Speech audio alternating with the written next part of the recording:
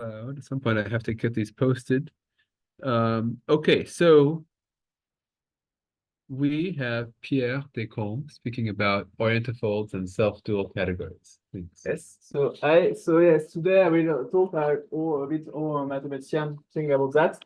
So first I will recap the classical story, which is why oriented topological string theory are described in mathematics by three categories of brains.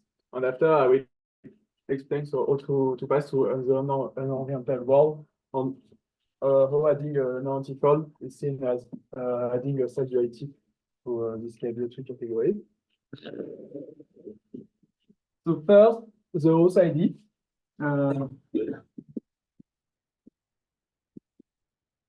That if you are in a topological string theory, so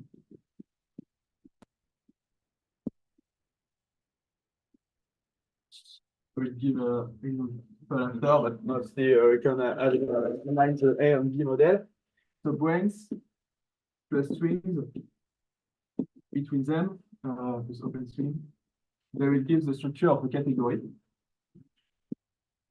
You are familiar with what a category is? Or, so that is that the object, there will be brains. And now, if you have two brains, A and B, you will have morphism, which are strings, which we call the space of morphism of A and B. It will be the Hilbert space of open string from A to B. So we need two brains A and B, and you look at all the open strings that you can switch between them. Yes. Do you have a mathematical records defined for brains, or is it just a rough idea? Or? Yes, it just the idea is that after there is some deep theorem of Costello that any open topological string theory will be described by such a category like that. But first I give like the intuitive idea. But after, yes, the idea is that if you have a particular topological string theory, you can find for a rigorous definition of brain. And I will explain what is the rigorous definition in the case of the A on the B model. On the view. I see. So you're just giving us the rough idea. You're telling us what a topological string theory is. What is the structure that we expect? This is not a particular example, but in a particular example, one would want to rigorously define what the brains are. But as an abstract definition, you just have a category, which is a rigorous mathematical definition. It's just you just have a collection of objects and morphisms between them, which come. That's it. Yes, another idea that if you have two brains, A, B, and C, you can compose string. So if you have a string between A and B, and a string between B and C, you can glue them to obtain a string, an open string between A and C. And so it says that you have some composition. So it takes a string between A and B, and a string between B and C. I will give a string between A and C. This is just the naive mathematical idea of gluing strings. And now we have that this is associative. So now, if you have a third string that we glue, it will be the same to first glue this two things, and after this one, or to first glue this two things, and after this one. So such a structure with objects and morphism between them that you can compose, it's called the structure of a category.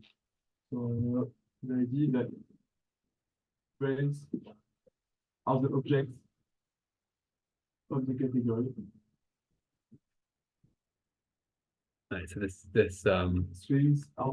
composition has to be associative. This is basically the only thing that you require for a category, although one can impose additional conditions, like if the Helm spaces are vector space. Yes, Hilbert here space. they are really Hilbert space. So Yeah. in the first ID, so the question is what is on.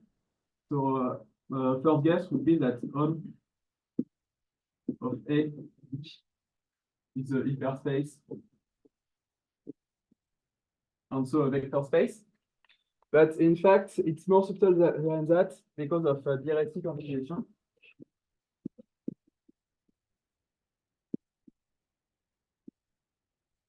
When you start to have differential in the game, then maybe what I said associativity was too strong. Yes, so the idea is that because of dialectic conjugation, so the idea is that you want to get rid of the automorphism of the string, and so you will add ghosts in the system and in your space of open string.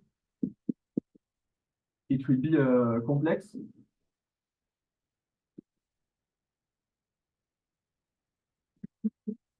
So the idea that you will have the states of ghost degree 0 and the dialectic differential.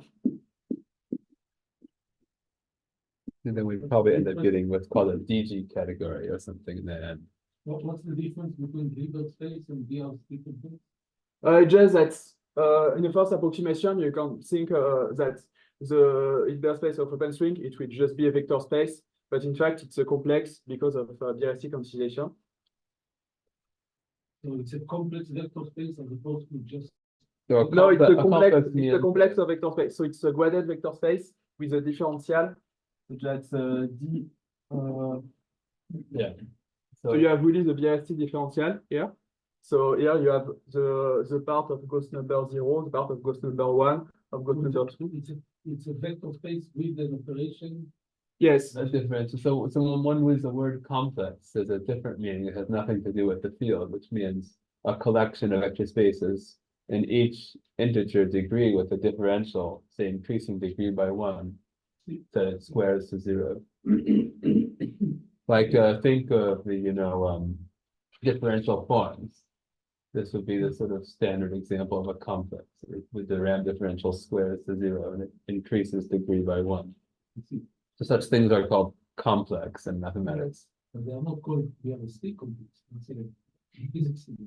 BRST is the yes. It's just the idea from quantization. Idea that you will add ghosts in the system, but which encode for the Gauge transformation, which correspond to the Gauge transformation that you want to get rid of. It will be the diffeomorphism of the worksheet, and then no, the physical space there will be the homology of this complex.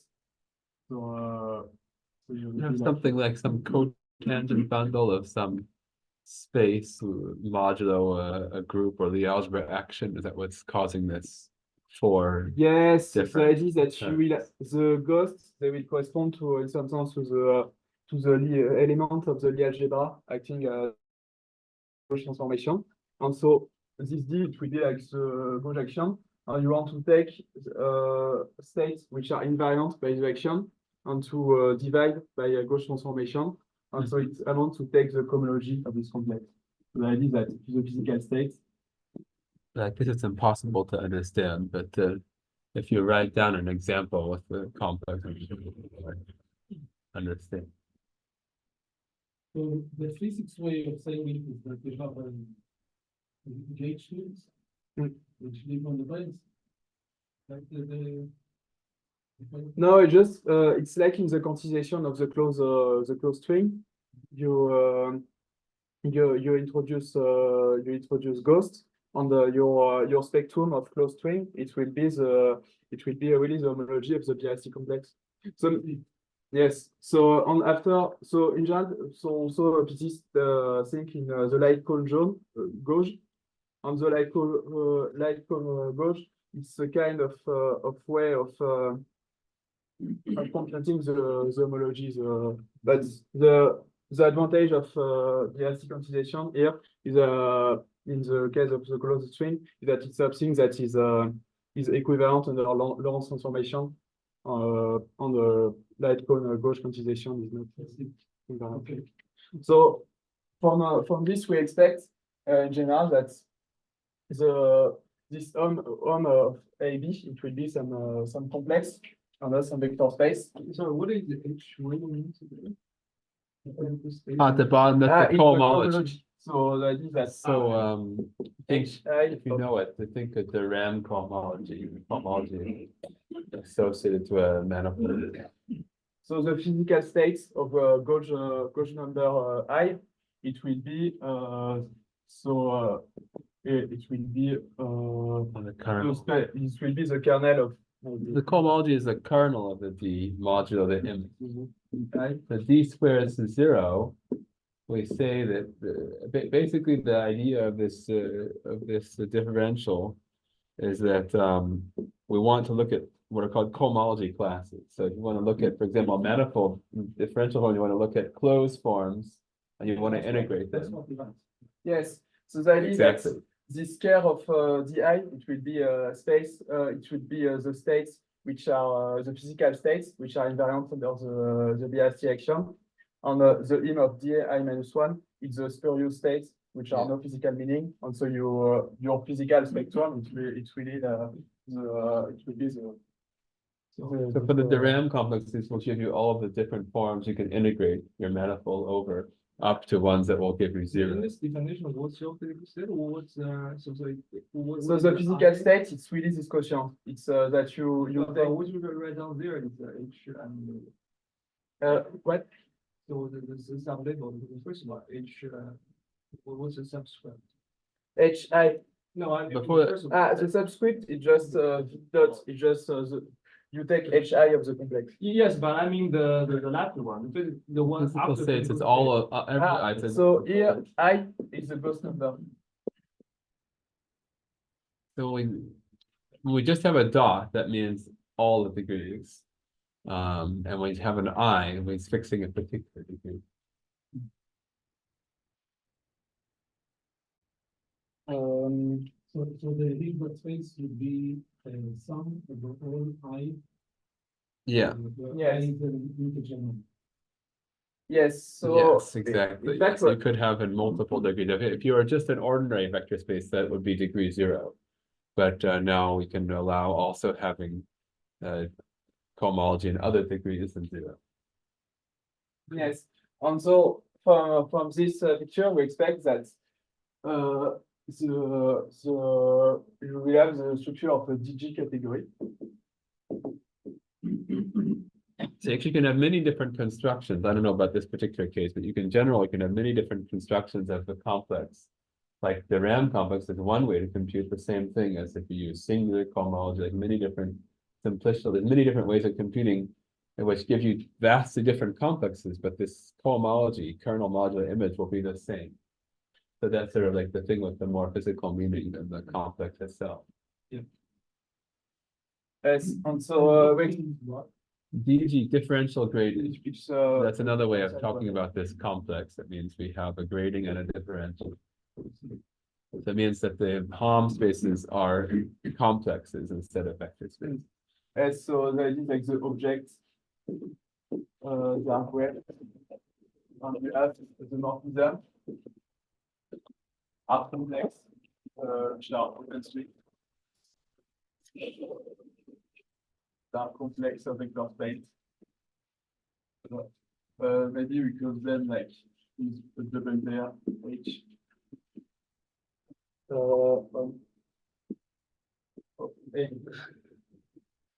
And the composition, it will be multiplication of complex. So so the idea that you will have still some composition.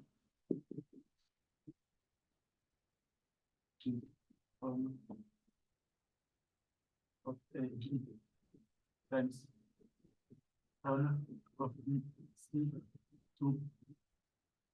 I will soon come to the example of the model, what we expect here.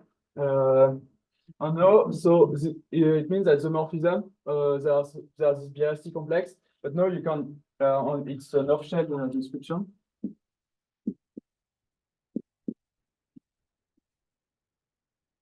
I know if you are interested in an on-chain description.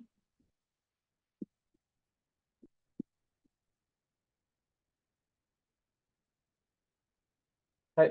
No problem. The idea is that you want to take the homology of this BRC complex on so the physical space. And now the idea is that you are writing xi of a b. So it's a notation that mathematicians use, or it will be the homology of the BRC complex. And so it will be the hyperspace of physical strings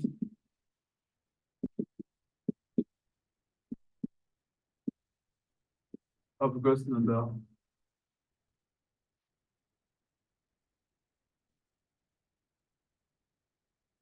And you can still like compose open string, but the problem is that because you are taking the homology and you are taking the physical string, this will not be associative, and then you will have some kind of correction, and you have the structure of an infinity category.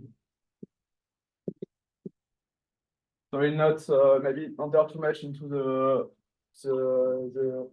details of the structure, but the idea is that you have, in some sense, you have two possibilities to view an open topological string theory. You have the off-shell description, which is a differential quadratic category, which morphism, which are complex.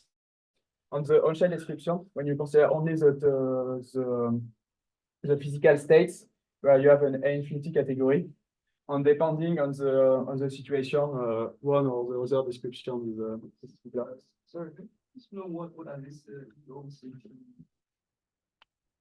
Where? The EOCT. BLC. X. It's a X. It's the notation that mathematicians use. It just means the physical string of Gauss number I. So Yeah, it comes from extensions actually. So in a setting where A and B are modules over some algebra or ring, then and I is equal to 1, then this is giving you classes of extensions of the two modules. yes, because the idea is that X1 of A B. So it will be massless string. From A to B. And so because it's massless open string, it will give some deformation of the system with A and B. And so mathematically, it's really some extension of A and B. They are massless only when they're on top of each What? other. Otherwise, they're not massless. You probably need something. They don't have to be on top of each other. What do you mean? So if you have Gauss The number thing one, has a length. yes. And it's stretched between two blocks. They don't have to be on top of each other. And so if they're not, the string is not massless. Yes, but it's in topological string theory. Okay. I think that Only if they're on top, it could potentially be massless. When they're on top of each other. Maybe you refer to BPS. yes, it's true that maybe when you have in some yes. It's concentrated where A and B intersect. So we're not on top of each other there. I don't know if that helps. Okay. So then, so you are dealing with some I will similarity. I will give I will give the example of the A and B model. It will be maybe Okay. so now I will talk about notation of what are so the main examples that 209. So for when you consider head brains, so I think head brains are the brains of the B model, so it's some story like that. So you consider the Foucault category. So head brains on so you consider type 2 compactified on a symplectic variety.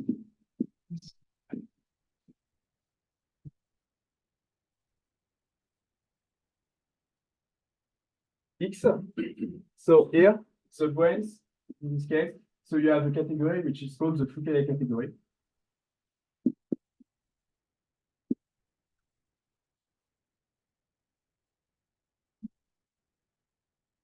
which is really something which comes from the symplectic geometry. The objects, so the brains, they are Lagrangian.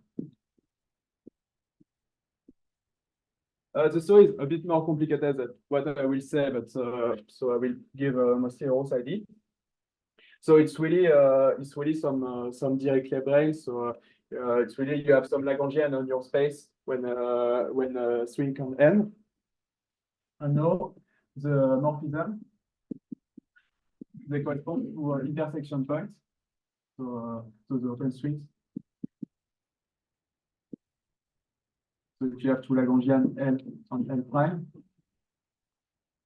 they correspond to intersection points.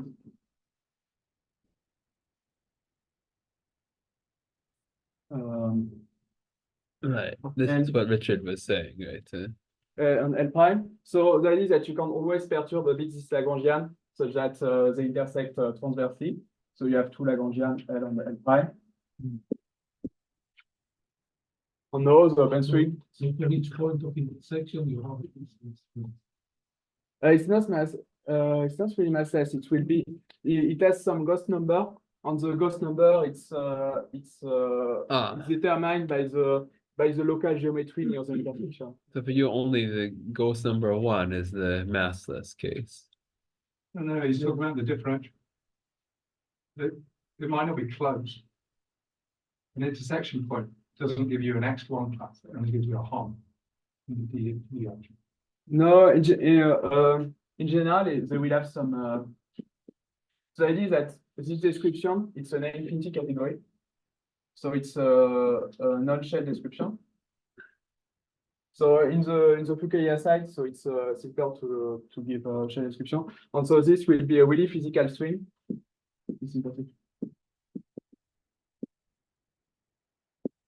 And you have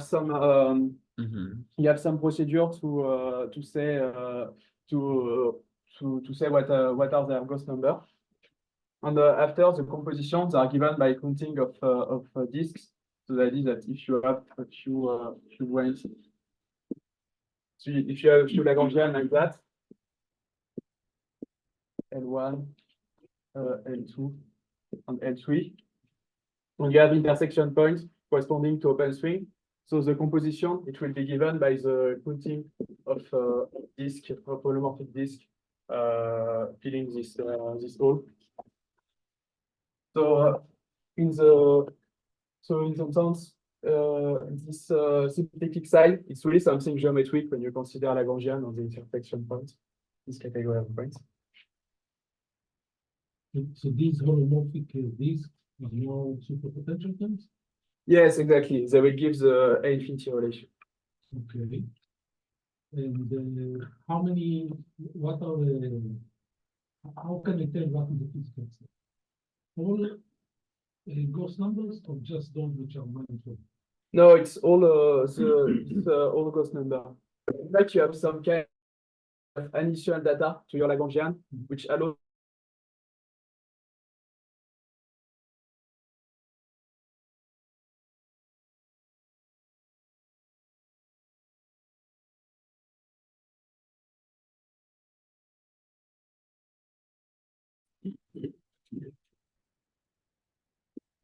so it's only, yes, so it's only in the so it is that you have you have a procedure to assign a Gauss number to each intersection. But yes, I will not enter too much into this. Okay. So this is the Fukaya side. I will talk like about the other side. And is the reader also that you starting?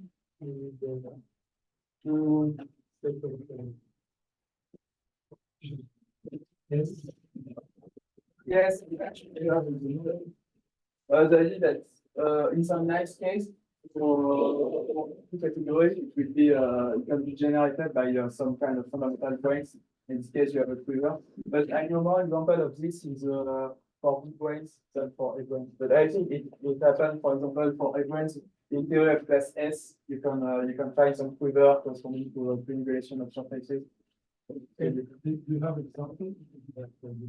I have more examples with the side.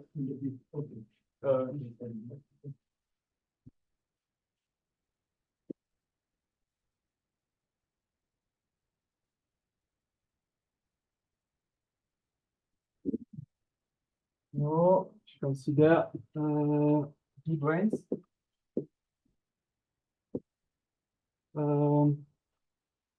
The idea that you consider X, which is a complex manifold, and you consider the A model compactify on X. And now you have some types of branes which are sometimes von Neumann branes, which are the vector bundle. This complex manifold is smooth. It's round, smooth. So smooth complex manifold, in general, we'll take it to be Calabi-03. So do you allow Goldstein similar? in general, when you have Goldstein singularity, you will consider some category of branes which come from some resolution of the singularity. So here I consider that it's smooth. Okay, so you allow for Goldstein singularity, which is resolved. Yes, exactly. So everything was The fact that it's affine, does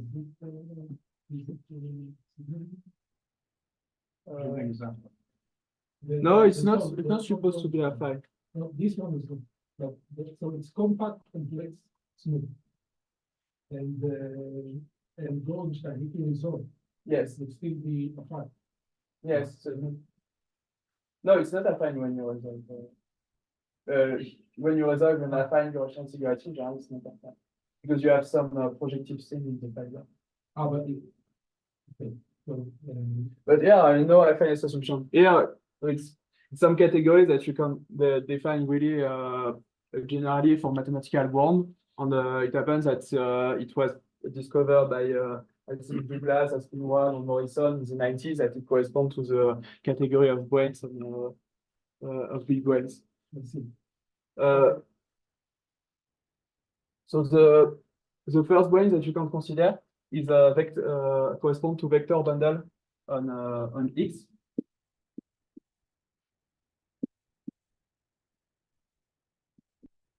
And maybe holomorphic.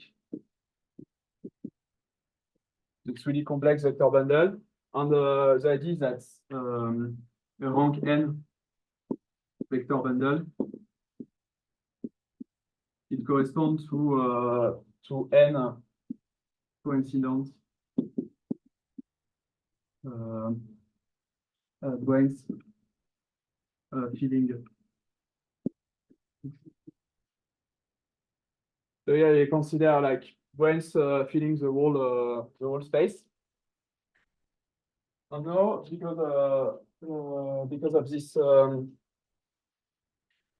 you can consider branes which are obtained from some kind of BRC complex of vector space. So you consider some complex in that.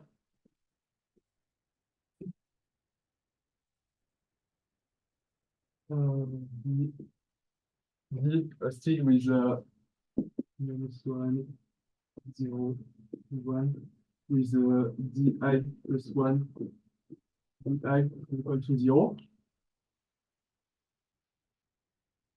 And it's just that in some sense you stack some different branes at different Gauss number. And now you have a way to define the strings, the open string. So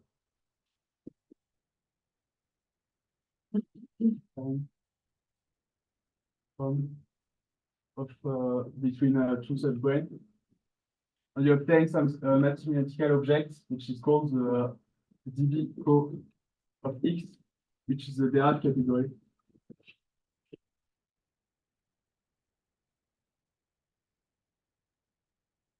And what is interesting with this construction is that you begin with only with space filling branes, but by considering such BRC complex, you obtain also branes which are supported from some complex varieties.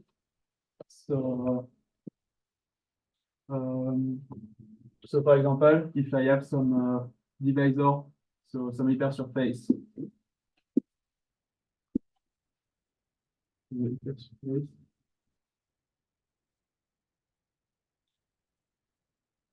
I consider the complex OX minus D,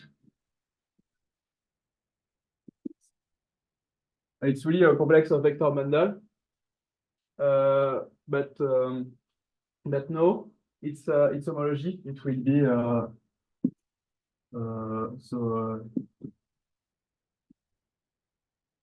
it will be OD, which is the D brain supported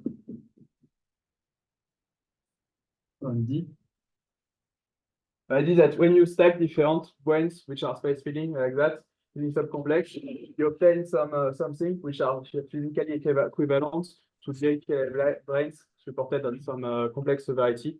And in fact, it's the case for any Dirichlet brains. So supported on the complex variety, you have always something like that you call a resolution by a vector bundle to describe it in the Dirac category.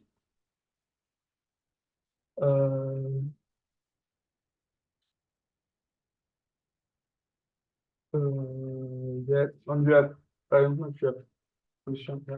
So the study of Dirac category, so Dirac category, it's a bit technical at the beginning, but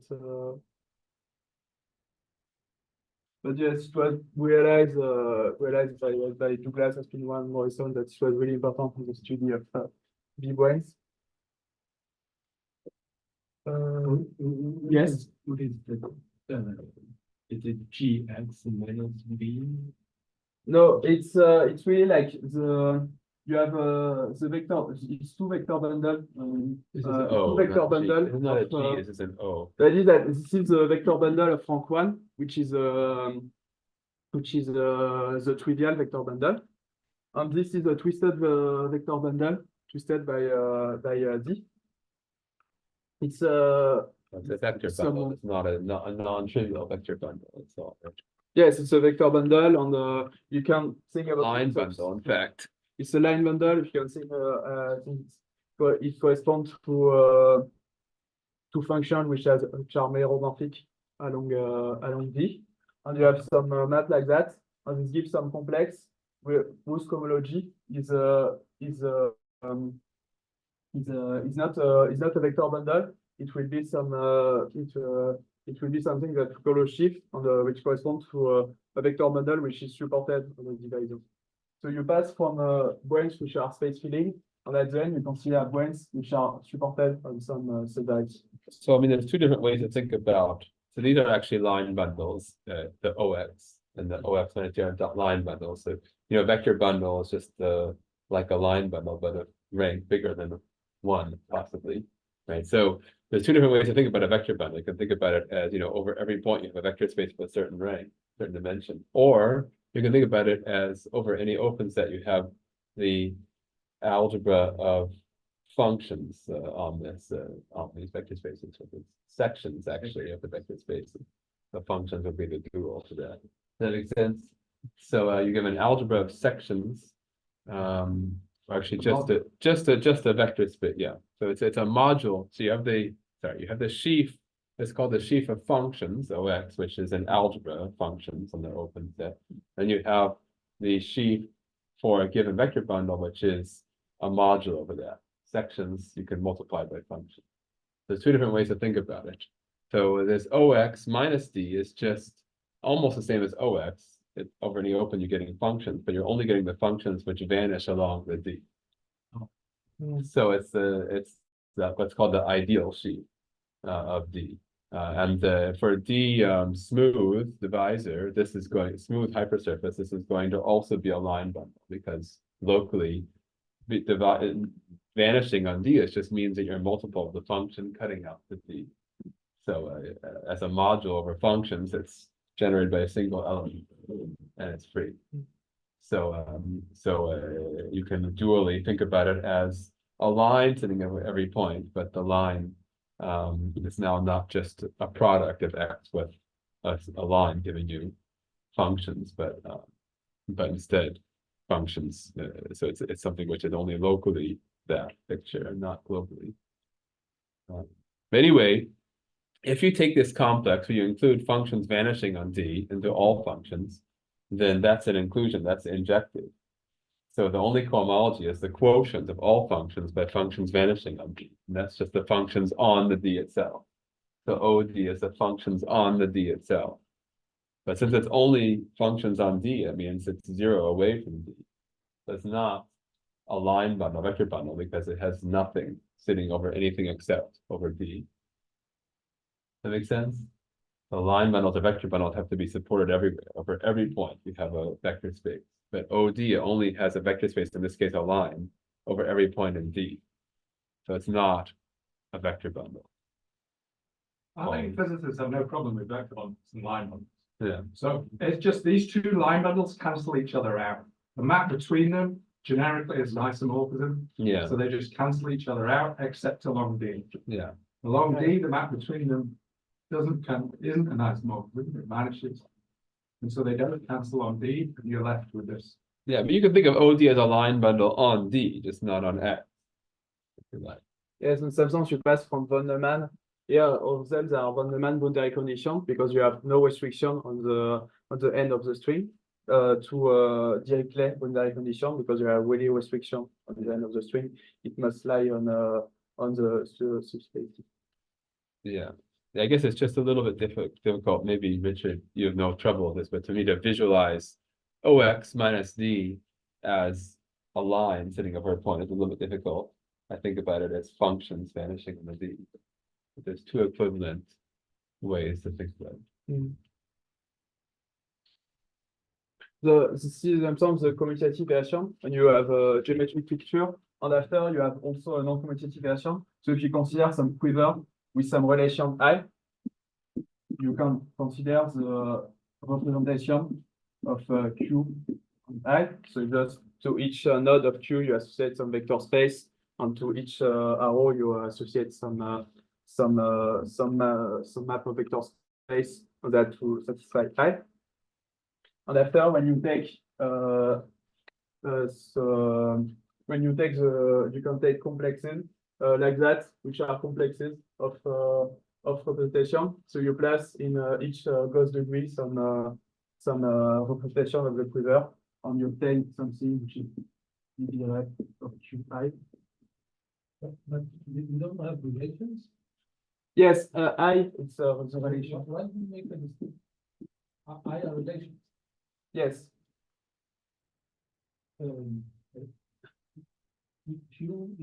Q is the quiver, so it's the graph, and I are the relation. I see.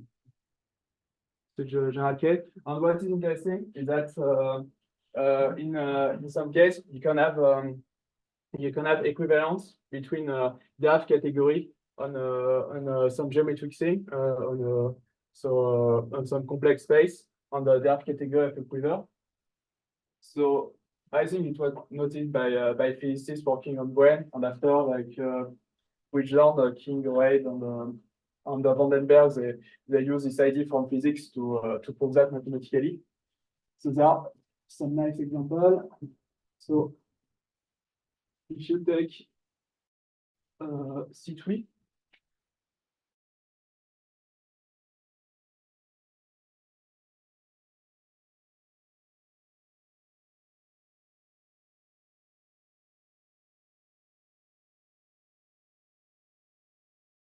Coming from the potential. Right. So if you have a super potential, whatever you want to call it, then you get natural relations. Yes, coming. Associated to that. So here maybe so the idea that the algebra of this quiver, it will be so the algebra generated by X, Y, and Z, the three arrows, divided by the relation of the potential, but the relation of the potential they come by differentiation with respect to each arrow. And so you will have xy minus yx is equal to 0, xz minus z equal to 0, yz minus z1 equal to 0. And so it just equal to the xyz, which is the algebra of function on C3. So it shows that if you want to consider brains on C3, you can consider also brains coming from optimization for this quiver. This is the kind of trivial example, but after you have more interesting example. For example, when you have some you have C2 over gamma NADI group.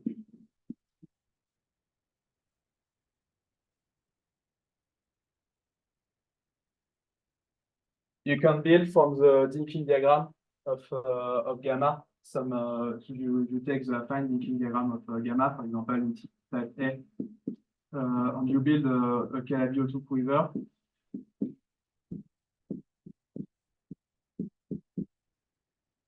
So you consider the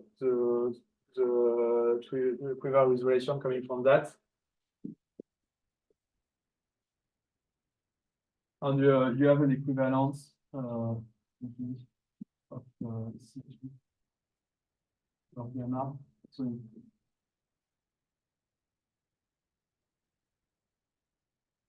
So the idea is that you can take some resolution of this singularity. So this is a singular space, it's an orbital.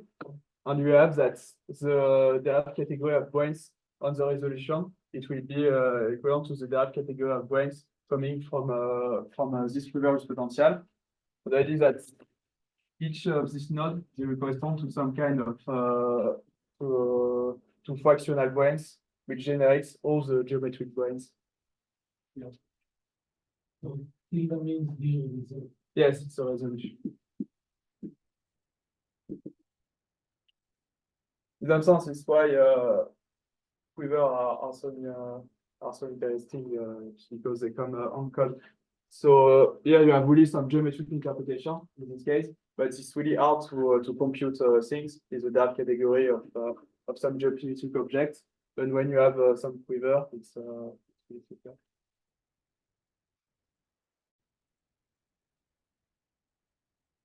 So the I here is this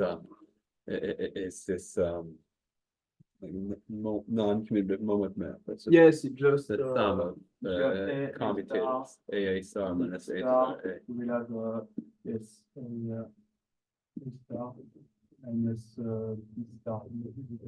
So we've So you have relation at each node.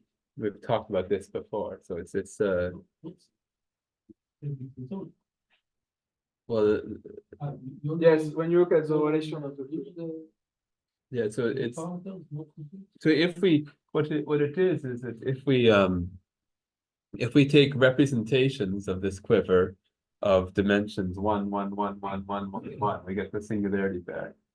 But if we just take the category of all representations of this quiver, and we're not passing to moduli space, just take the category of all representations of this quiver, that thing is the thing on the right, and that's actually equivalent to the category of the resolution, not of the singularity. However, The if- resolution, the resolution from one of the resolution. We don't, the resolution, it's when you take stability condition. So the idea is that it's really a hypercalar quotient. So you have And You your are- equation is equal. He's only writing down complex mathematics. He doesn't read the real That's math. problem to see. The confusion is this A star, it looks like a real. shape. okay. yeah, If it's you just, just it's just, have a- notation, everyone will be happy.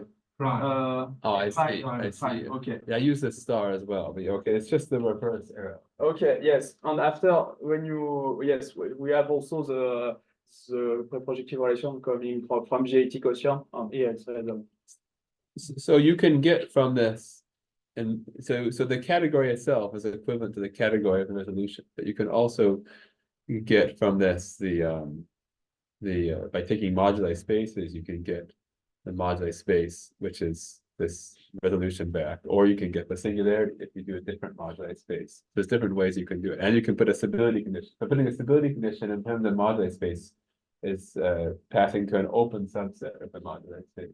But this is the symplectic singularity, right? Before.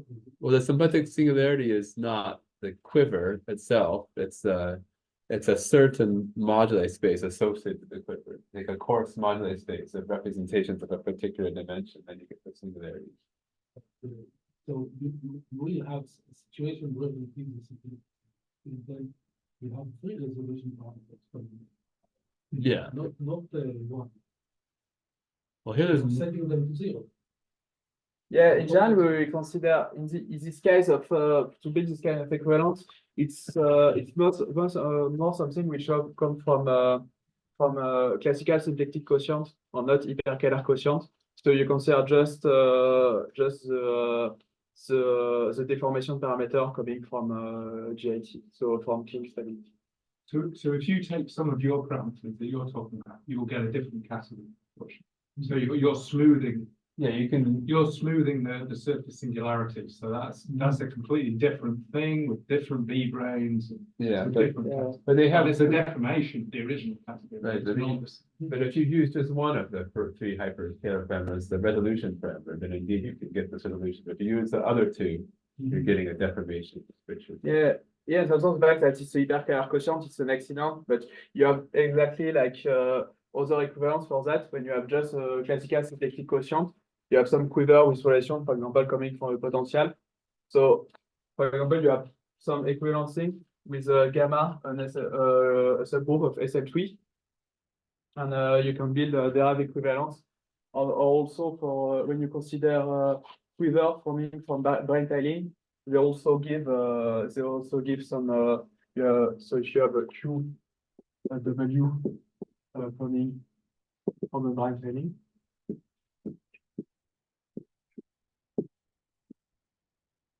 Which is associated to some toric calabiotree.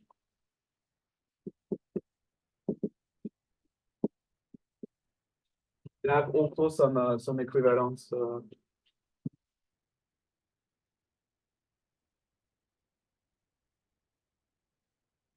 But here is everything is also should remember everything is in the complex set, looking at complex manifold and complexing there. So when you go to this hypercalar thing with the three parameters, then you're not fixing which structure is your complex structure. So Yes. that makes a difference too.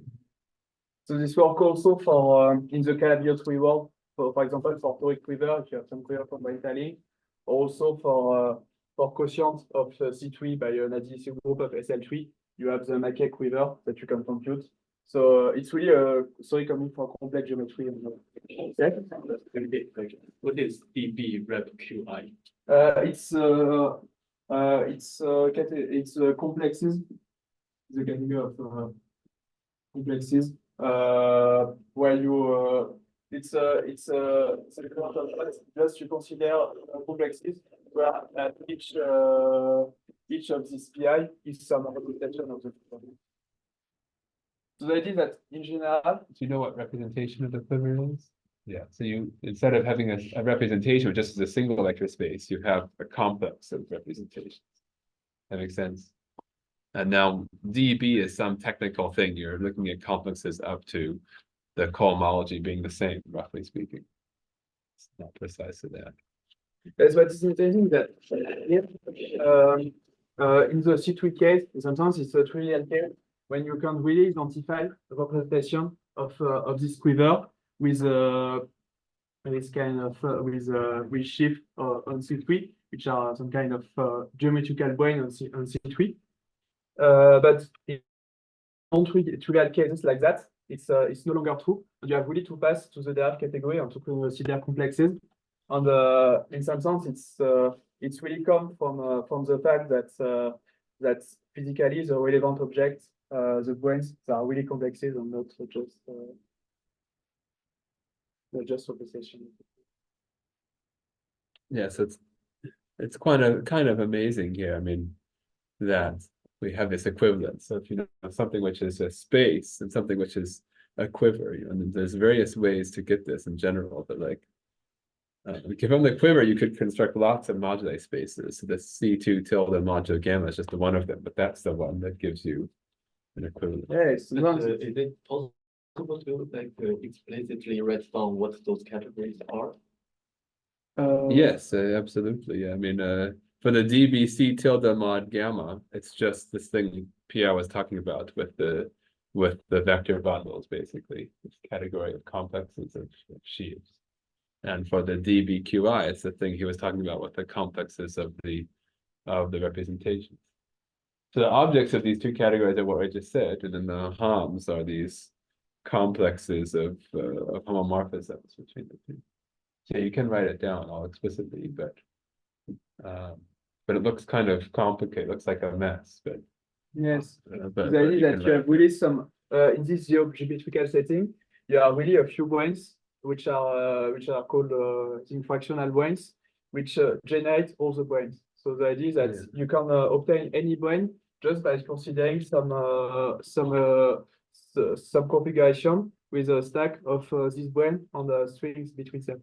So because the representation of the quiver, it's physically it's really that you when you take it's that you take just a collection of each of these branes. So if you have a dimension vector n here, you will take n of this brane, and when you when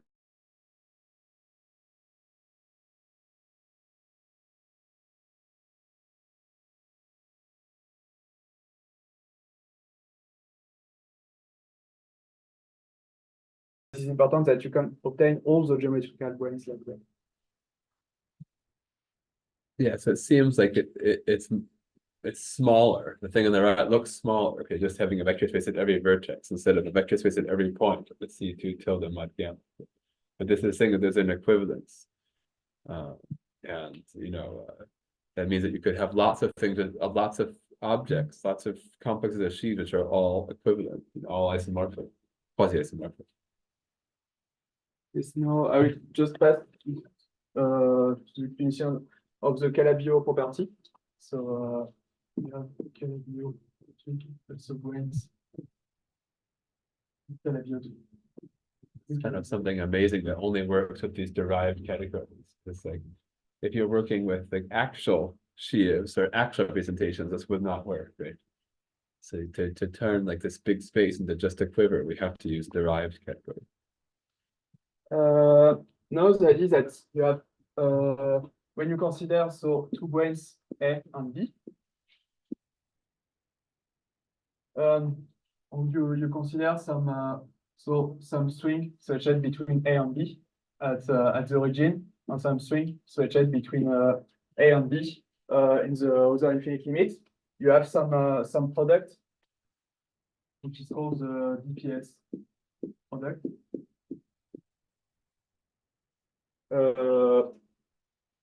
We're from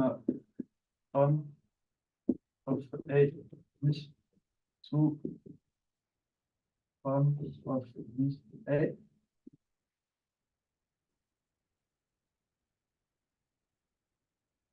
So it's really the product coming from conformal field theory. So I think that if you have some state phi here and some state phi here, you will have some product. And you have some it's DP. You have some conjugation of the idea that if you consider if you have a state from which is a string stretched from B to A by returning everything in the complex space, you can consider it as a string at infinity from A to B. So this is really a string from A to B, and this is a string from B to A.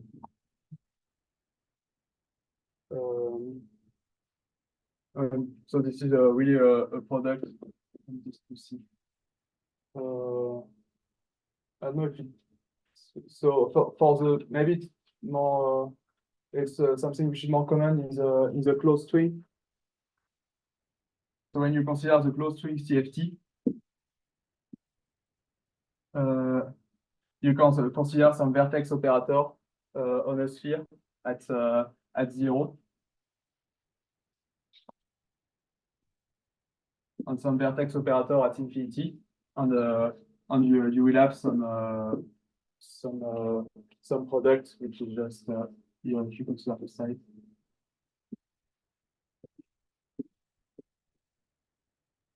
We have we get we call that the expectation value of this state. And here it's kind of an open string analog of that. So now you have some disk, you have some boundary conditions, which are A and B, and you consider the expectation value of this.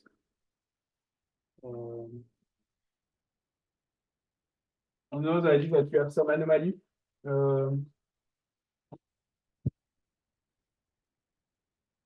This is the BPS part? No, or the BPZ. BPZ. BPZ probably. All right.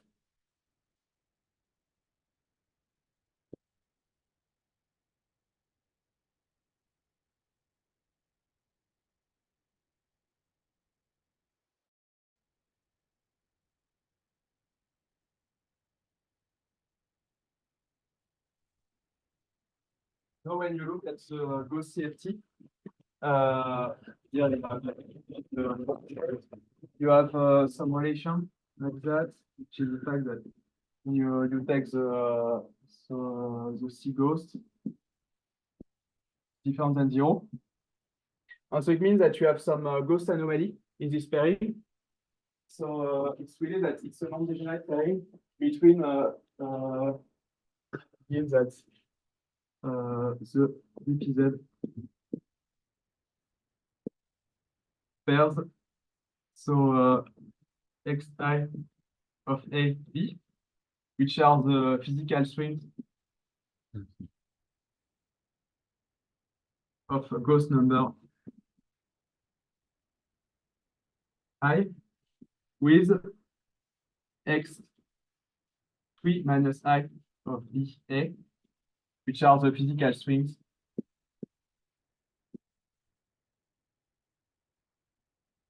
of Gauss number.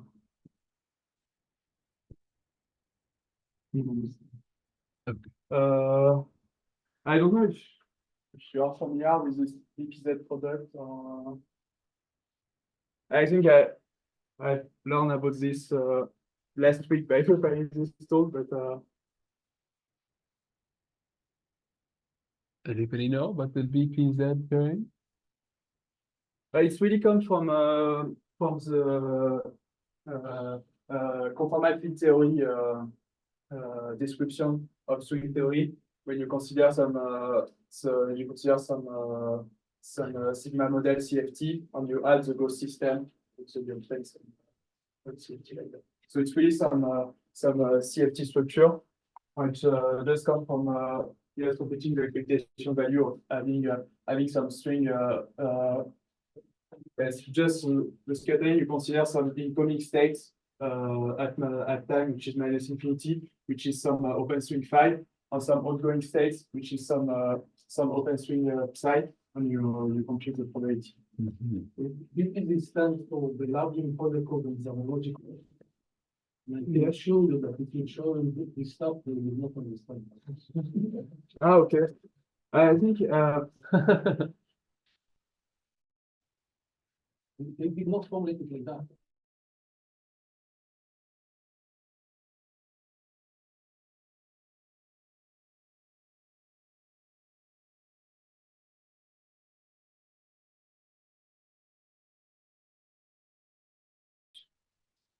a modern point of view on string field theory, but maybe it's I don't remember the name. So there is some notion of the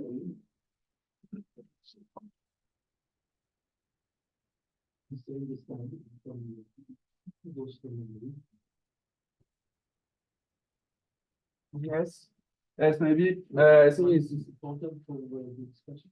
yes. It's because the idea is that you have really some you have an additional structure to your category, which is some pairing of the home space, which says that it's really the hyperspace of a physical string of Gauss number I which should be drawn to the physical space of string of Gauss number 3 minus I.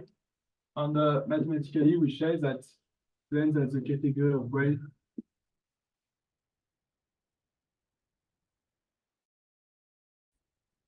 In the calabiotry category. Right. So in these examples on the left here, the first one is CY3, the second one is CY2. And now we're doing CY3, but you can replace this 3 minus I by n minus I, and you get the definition of CYN. Yes, on the What, that if there exists a x from A to B, there must be x from B to A. Well, it's the pairing, this pairing X. So you have XI, A cross AB is dual to X n minus I, BA. yes, you have X. That's the property of being CYN. So where is it in the case of? Well, okay, so for in mathematics, yes, so for Let's say let's say you take C3 logic 3. So you have a free well. What is it? Well?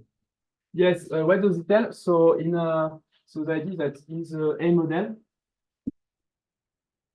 if you consider A brains, the idea is that if X is a symplectic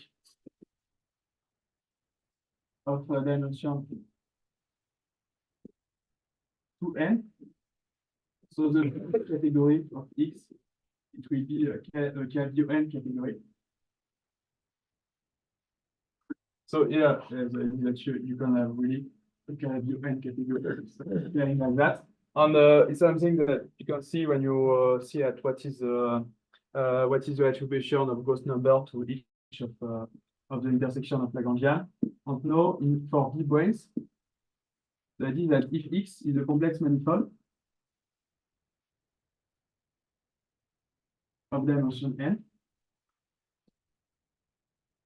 you have something which is called the third duality. When you say subjective, No, it's just A case, it doesn't have to be holomorphic. B case, it has to be holomorphic.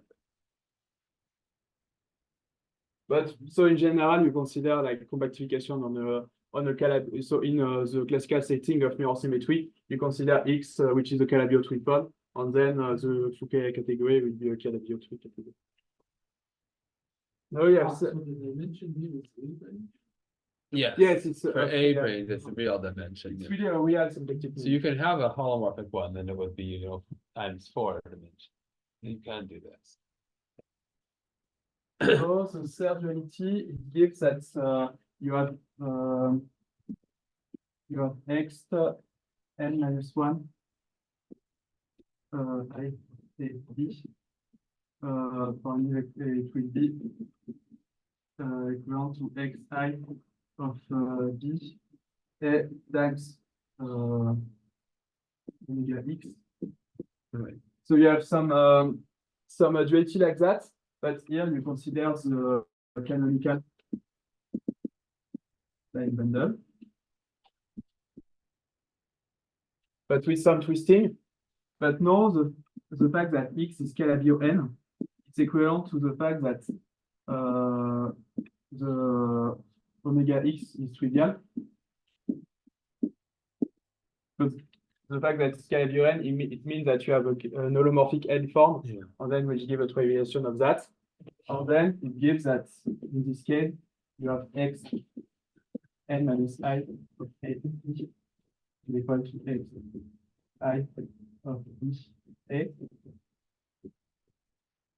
Yeah. And so it gives that X is a Calabio tree category. I guess to be precise for these examples, right, you need to have a compact manifold, right? But I guess you could, there are generalizations of this in the non-compact setting. As a duality, it works only in the compact setting. Well, it's just that if you're not compact, then these X could be infinite dimensional, right? So Yes.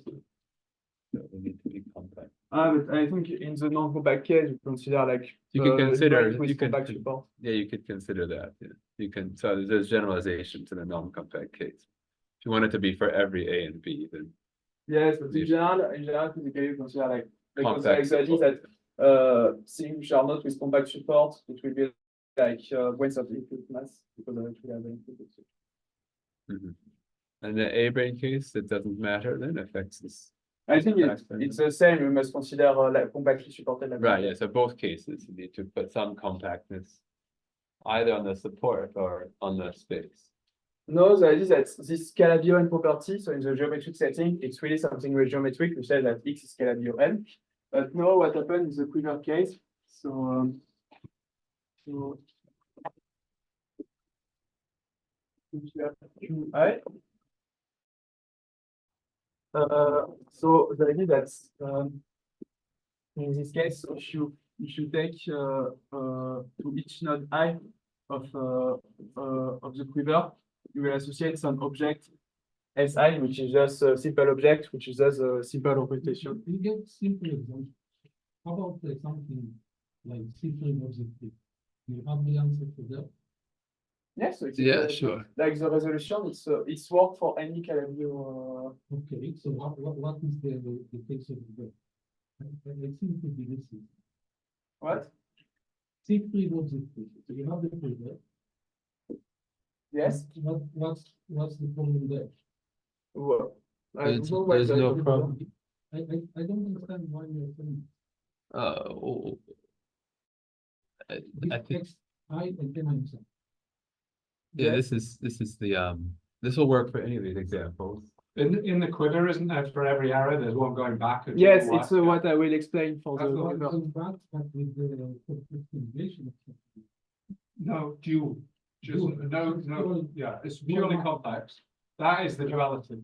Yeah, I will explain. I think the duality is easier to see in the quiver case. So each node corresponds to Si.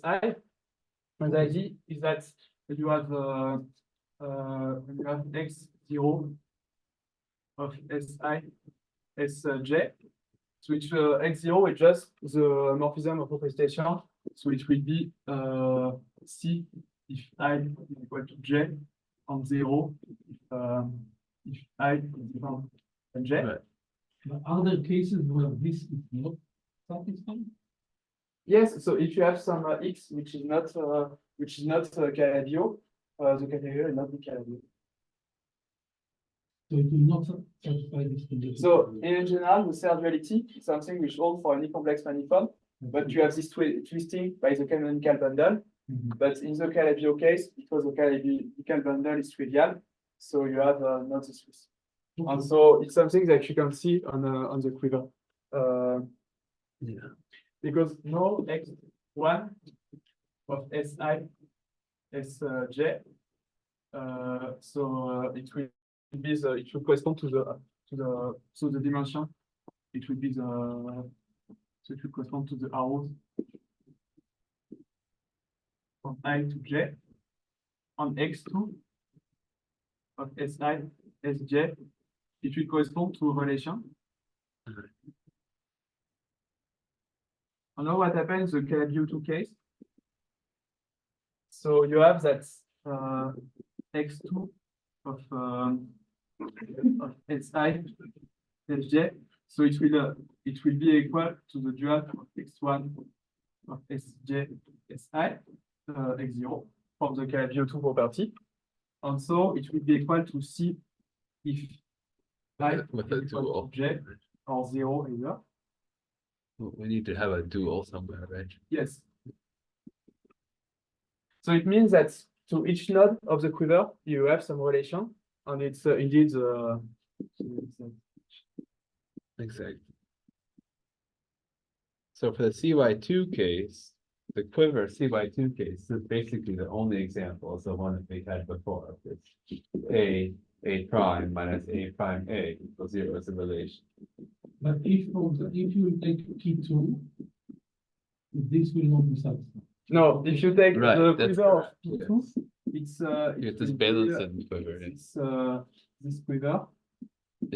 For P2, we could, so for any compact, Okay. smooth, compact, complex manifold, we can form some kind of a quiver, but in general, it'll be a quiver, not just with relation, but you need to have a differential. So in this case, we just need only relation, but but it's not, it doesn't have this duality property. Yes, no, because x1 is of Si Sj is dual to x1 of Sj S1. It means that each arrow has a dual. So valence and proof for Pn, you don't need a differential. You can just write down a quiver relation, but all the arrows are going from left to right. Nothing is coming backwards. They can't possibly have any, There are no closed loops in the group. yeah, for the valence and one. And for Calabi-Yau, For T star Pn, that's sympathetic, then you will have, and you'll put the arrows back when you put this cotangent direction. Yes, Or you could even take a total space of canonical bundle and get a Calabi-Yau, will also give your arrows back. yes, so the Calabi-Yau quiver, they are exactly like the double quiver with the projective relation that you consider. So Yeah, where but you For any smooth complex manifold, you could always take the canonical bundle. And so it's like a way to extend this quiver to get one where you do have the duality. yes, but the idea is that because so if you consider some Calabi-Yau manifold, so its derived category will be a Calabi-Yau category, and then if it's described by a quiver, it will be by a quiver of this form. It's some kind of deep explanation that when you consider so in the Mackay correspondence, when you consider quotient by of C2 by ADE group, the corresponding quiver will be this form. Yeah. Now the Calabi-Yau case, it's some shifted version of that. So you have x2 of Si Sj. It will be equal to the dual of x1 of Sj Si. So it means that to each when you have some arrow from I to j, you will have some relation. X2 is really the relation. You have some relation in the reverse direction. In fact, you can prove that in this case, the quiver is a quiver exponential. So the model is a quiver exponential because each arrow for an arrow A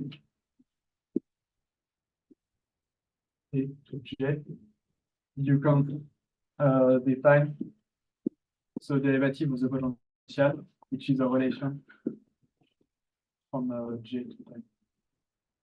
In particular, it's why, for example, when you consider quiver which are equivalent to Calabi-Yau tripod, so like toric quivers or quiver calling for the Mackay correspondence, they have always some potential. In some sense, you have some idea that when you have a surface, you can consider the local surface, the S, which is the total space of the canonical line bundle, which is a Calabi-Yau tree. And at the level of the quiver, it's called Calabi-Yau tree completion. So it's easy to see in the case of P2. So you have for P3, you have this quiver, Y, C, prime, Y prime, Z prime. So that's the relation. They are kind of commutation relation. You have X prime, Y minus y prime x is equal to 0, x prime z minus z prime x is equal to 0, and y prime z minus z prime y is equal to 0. Now the idea that you have in some sense three relations like that.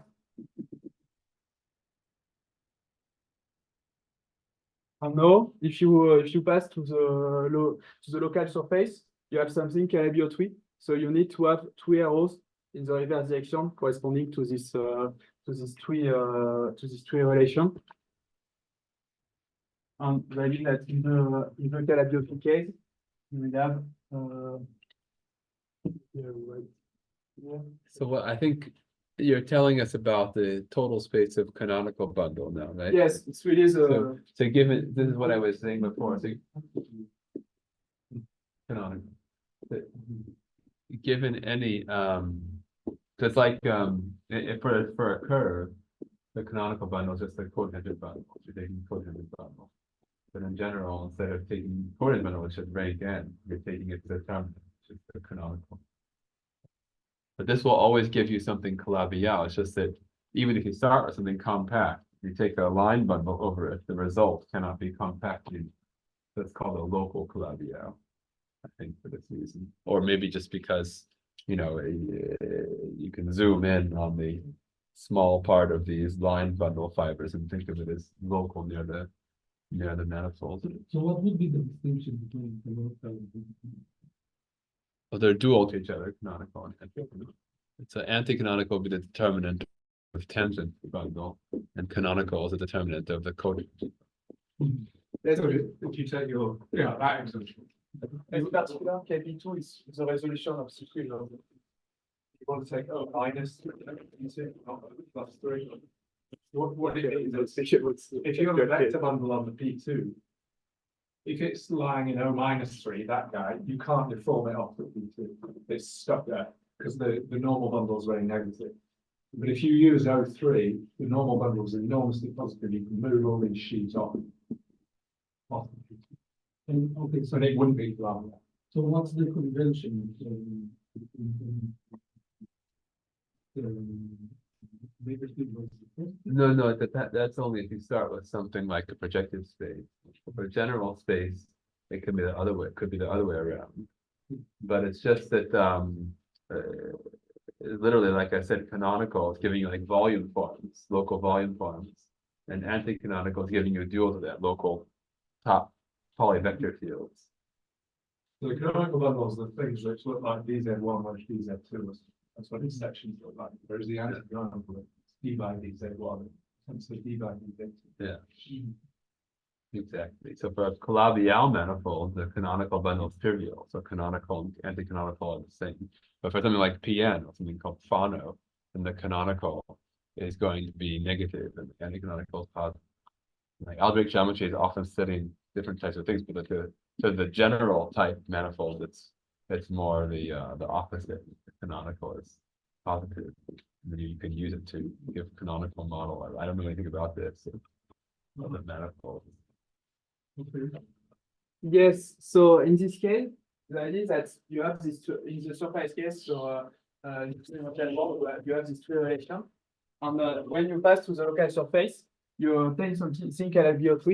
So each of this relation, they will correspond to an arrow going to the reserved section.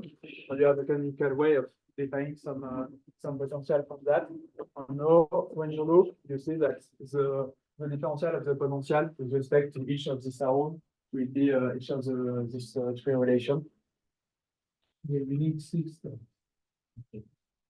Yes, it's all the permutation. We don't have to write it down. Yes, it's you consider all the permutation.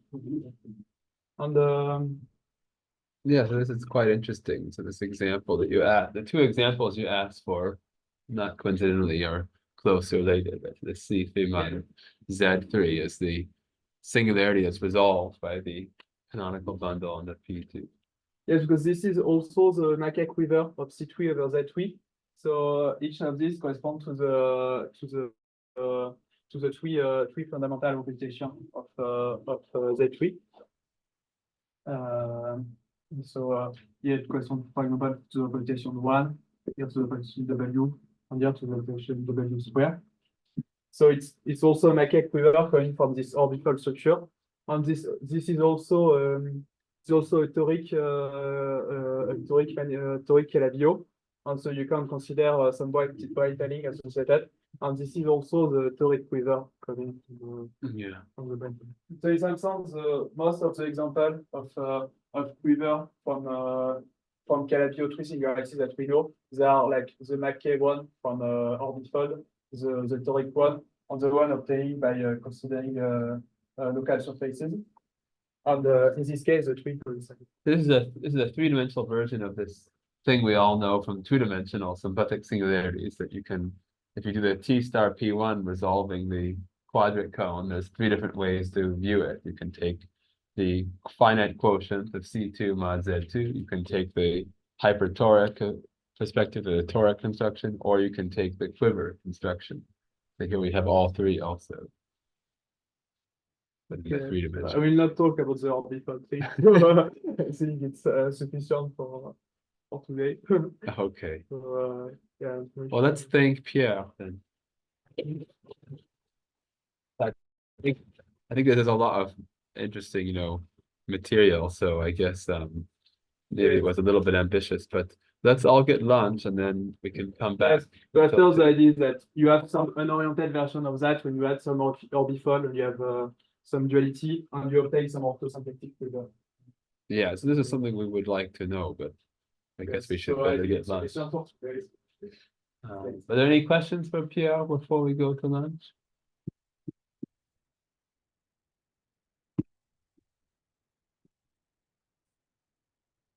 So your objective is to write down the windows. And what will be given?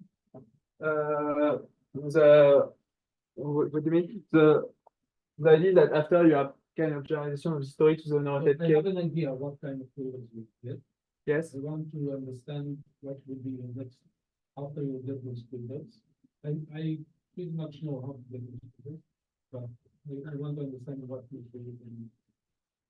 After there are some version of Donaldson Thomas theory, so putting stable object for this quiver, and some version of the wild crossing formula, where instead of having like some kind of algebra of VPA state in the unoriented case, in fact it's a module of the algebra of VPA state of the oriented case. So you have really an action by adding repetition of the quiver, of the classical quiver to acting on a possible quiver. But the whole story. And is there any technical difficulty that you pointed? No, not so much. But what it is, I think that in this case we see also this equivalence. For example, you can have a geometrical description of an orientifold, and you can have some orthosymplectic quiver, and you can really see the mathematical link between the two. So it's like that when you can really prove the direct equivalence between some quiver and some complex manifold. You can also really prove that is a problem. Now, the orientifolds that you use are the Z2, right? Yes. Can you extend it to other cases? So three. I think the idea is that the antifold, it will be like some action which send a brain to a linear brain, and to send a string between A and B to a string between the mirror brain B of B and the mirror brain of A. So you have the reversing of another reversing of the orientation of the string, and so it can be on these two. So you have no meaning for the two. But the other extensions. So Other groups. Three, Okay. 4, and 6. okay, so I'm interested. I think in the mathematical literature, I've seen only like people considering like the Z2K, but I would be interested. Yeah, it's not. So in this setting, that's not. But after there is some deep theorem of Costello that open topological conformal theory that are described by Calabio categories. After there is some extension of this that unoriented open topological string theory that are described by Calabio categories with this kind of evolution that reverse the strings. So I will be interested like how to fit In the physics context, you will a very okay. So there's string background a lot. okay, maybe you can discuss about that at lunch. So, je peux la raconter. But yeah, that would be interesting to discuss about that. Okay, anything else? All right, thanks, Pierre. So we will just all get lunch and, yeah.